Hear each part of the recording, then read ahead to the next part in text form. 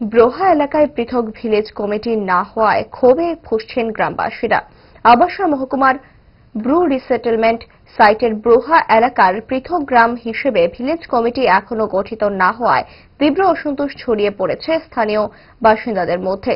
দীর্ঘদিন ধরে দাবি জানিয়ে বারবার প্রশাসনের দোরগোড়ায় গেলেও কোনো সুস্পষ্ট পদক্ষেপ না মেলায় ক্ষুব্ধ গ্রামবাসীরা এক সাক্ষাৎকারে তাদের হতাশা প্রকাশ করেন।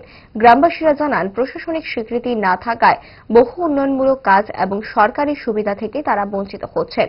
তাদের দাবি, ব্রোহাকে পৃথক গ্রাম হিসেবে স্বীকৃতি দিয়ে দ্রুত ভিলেজ কমিটি গঠন করতে হবে।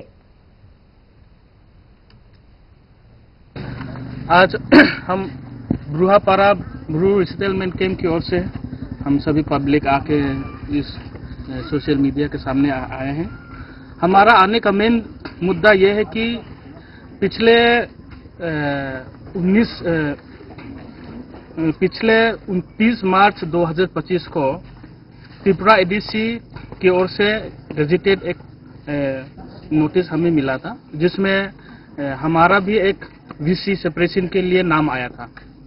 परंतु आज 2025 दिसंबर महीना के आने वाले 1-2 दिन में आने वाले हैं, पर अभी तक हमें कोई त्रिपुरा सरकार की तरफ से अभी तक कोई सुनवाई नहीं मिला है।